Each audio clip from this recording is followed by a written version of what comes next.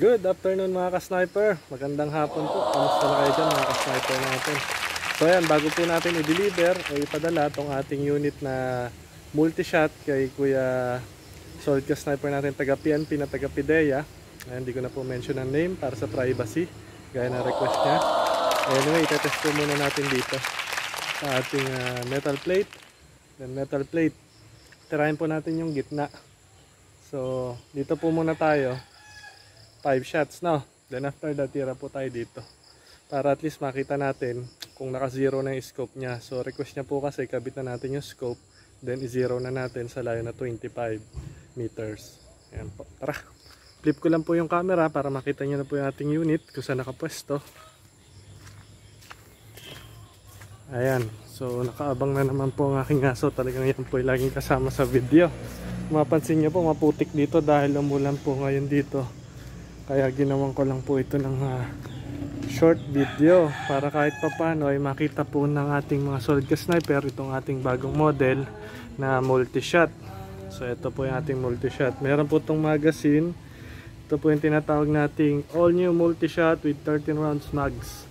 So bolt action type po siya kung makikita niyo mga ka-sniper. Ayan, bolt action type. Tapos meron po siyang pellet na .2 kalo. Lagyan po natin siya ng 3K PSI, pero ang laman na lang po dito ay 2.1. Makikita nyo, nakaregulated po siya sa 1.8. Ayan, regulated po yan, no? With barrel band po siya. Yung laki ng tank niya po ay 0.50 liters yung tank niya.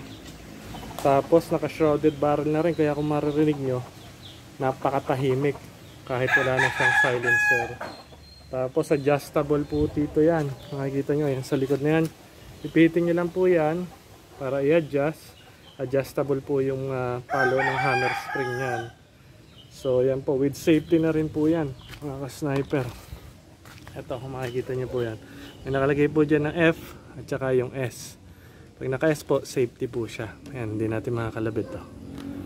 So yan, naka-safety. Tapos mahogany executive customized bat po ito. Ayan, mahogany na po yan. Very soft touch po ang trigger niya mga ka-sniper. Kung makikita nyo yan, no? Very soft touch po. So syempre may magazine po siya. Kinabitan natin siya ng talagang pang matindihan na scope. Yung T-Eagle. Yung logo pa lang ay pamatay na talaga. Lalo na yung performance nito, no? So ayan. So wala tayong discovery. Kaya T-Eagle yung kinabit namin dyan. At talaga namang subok at maganda at matibay itong T-Eagle na ito. So ito po ay advice natin, mas magandang kargahan ng gamit ay compressor or scuba tank po, para mas mabilis at saka makapag-build kayo ng malakas na pressure sa pagkarga sa kanya. Dahil nga po ito ay naka 0.50 liters. So ayan po yung ating mga info. Bukod po dyan, ito nga po pala yung kanyang magazine. Papakita ko sa inyo. Ito po yung ating 13 rounds magazine. Ayan, nakalagay Cal .22 13 rounds. Dito po yan nilalagay. So ang gagamitin ko na lang single shots. Hindi ko na muna ikakabit yung magazine kasi para hindi magasgas. At si kuya na ang first time na magkakabit yan dyan. So para bagong bago, ika nga ay talagang sikip na sikip pa siya ang magkakabit diyan, ano. So tara, subukan na po natin tirahin. After ko tirahin po doon ng 5 shots sa metal plate natin, tayo naman po ilalapit doon. Mabilis ang vlog lang po ito, ano. Tara po. Dahil baka tayo abutin na ng ulan, kung makikita nyo ay talagang madilim na. I-zoom ko na lang po yung target para kahit pa paano ay nakikita nyo kapag nahihit natin. Alright, let's go. Kasi ko lang po itong ating papel. At mamaya mag-shoutout po tayo. Ito po yung .2 pellet natin. Gagamitin. Local lang po ito. Local pellet lang po ito. Okay, doon po muna tayo sa metal plate natin.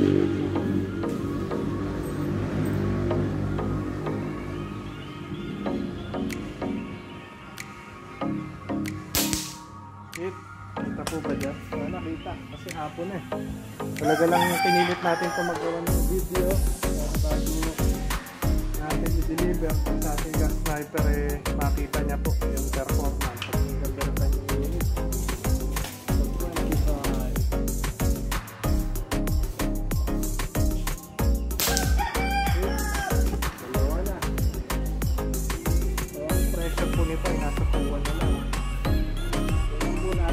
spinner natin after ng 5 shots. Mabili isang slide na lang po ito. Dahil hirap ulit tayo kasi baka nga po mula na. Mabili isang slide na lang. Sanay naman kahit pa paano si sniper 1-3 kahit sniper nyo. Mabili isang slide. Kasi nga gusto natin i-challenge.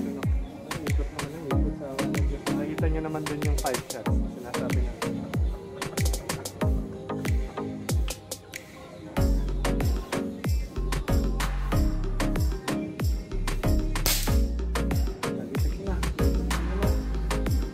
Doon naman tayo tumira sa metal plate na malaki. Meron tayo ng kahit isa lang.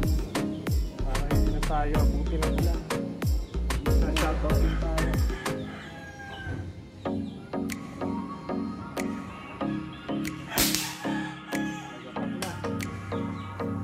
Isa pa mga sniper. 3 shot dun sa malaki. Para makita natin. Pagkarya natin yung leg.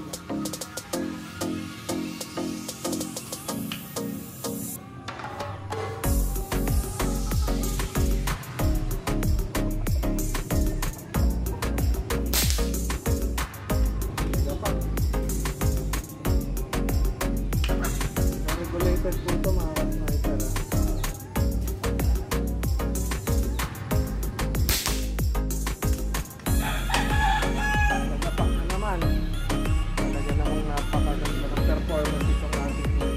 Maganda po ito sa malayo kung marinig nyo, maganda po yung sounds niya kasi nga po naka-shrouded na yung barrel.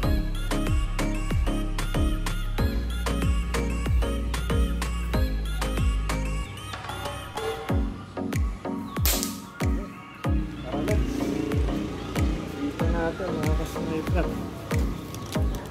Let's go. Zoom out ko lang.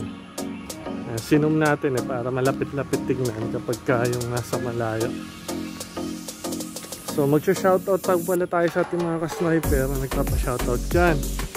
Hindi pa rin po tayo nagkakat gaya ng ating mga long range shooting honest review dahil para mas maganda nakikita niyo po yung ating honest review. So shoutout po muna tayo. Shoutout sa ating solid ka-sniper na si Julius Bruno from Mindanao, kay Marlon Isidro from Aklan, kay Jesse Tubigon, kay Vincent Cinco from Butuan, kay Javier Sedek from Pangasinan, kay Darren Galaluan from Mindoro, kay James Brian Ariem, kay Eugene Santiago, kay Jerpeg, solid ka-sniper natin taga PNP, kay Archie Celis, retired PNP, isa po siyang Conquer. Nag-avail din po sa atin siya ng unit. God bless sa inyong lahat mga solid ka-sniper. So ito na yung tama. Direct na tayo. Let me explain the tama. So ayan, kung makita nyo, nandito lahat yung tama ng 5. Ayan, grabe rin kalakas. Ito po yung inunat ko na. Ngayon halos bumalik na naman sa pagkayupi niya. Ganun po kalakas. Kaya yun po, kaya po yun ng mas long range shooting pa. So dito naman po, explain natin. Tumira po tayo dito ng 3. Ito po, nandito yung 2. Tapos ngayon po, pumunta naman po dito yung isa. Ayan, basa pa yung pintura. So ayan, napakaganda. Solid ka-sniper. Ayan. Gumalaw po siguro yung aking kamay din.